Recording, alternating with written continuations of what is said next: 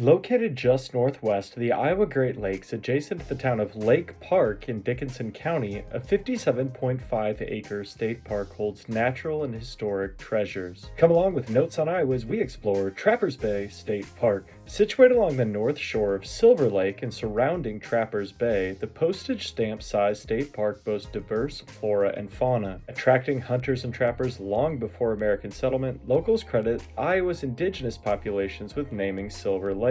Early settler R.A. Smith recorded the area now encompassed within the park served as a popular village and camping site for the indigenous peoples of the area prior to American arrival.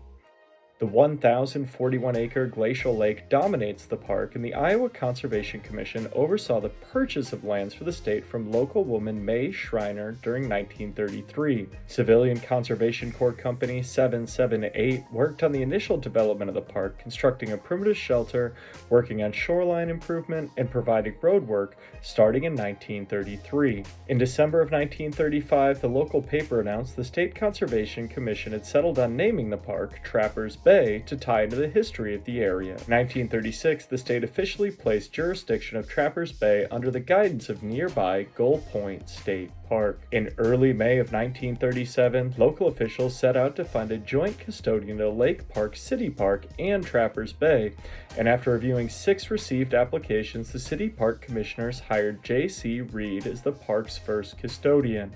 The Lake Park Commercial Club helped with funding for early park projects, including improvements on the north shore of the lake in 1938. Additionally, the Lake Park News reported the state planned to make a real shelter house out of a pre-existing supported roof by constructing walls and a fireplace. The project continued to draw attention from newspaper editors and local groups like the Commercial Club into the year 1940.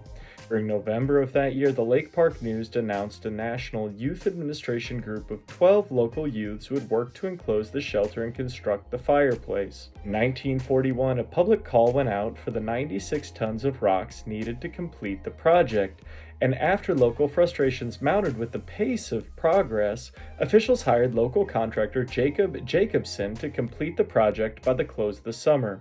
The shelter completed in August, work on the park largely slowed down. In the late 1940s and early 1950s, area newspapers report mainly on pleasant picnics around the lakeshore or Kids Fish Day and other such events.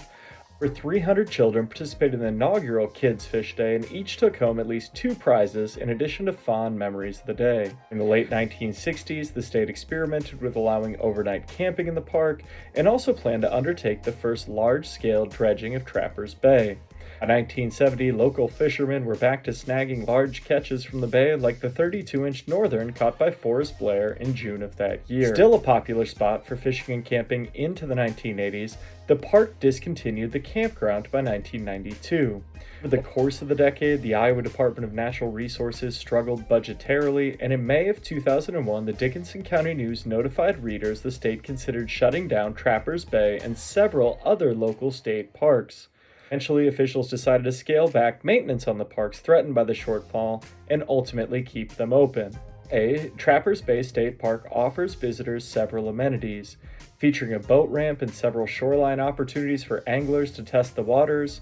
Populations of walleye, northern pike, smallmouth bass, white bass, perch, bluegill, crappie, catfish, and bullheads lurk beneath the surface of the bay. Quality bird watching awaits interested ornithology enthusiasts, and a variety of other wildlife occupy the land stretching between and around Trappers Bay and Silver Lake. Although camping is not allowed, many enjoy picnics at the historic shelter house. Anytime you find yourself looking to get out and enjoy Iowa's public lands, consider a stop at Trappers Bay State Park. A truly stunning representation of Iowa's natural beauty and a testament to the necessity of maintaining opportunities to get outdoors for all Iowans, Trappers Bay shines as a must-visit for all people hoping to see Iowa slowly. Thanks for coming along with Notes on Iowa to explore Trappers Bay State Park. Make sure to subscribe to the Notes on Iowa website, subscribe on YouTube, follow on social media, and tune in each Sunday to explore the history of Iowa state parks, preserves, and other public lands. I hope I'll see you out there. There's a lot of good history about Iowa a lot of people don't even know about.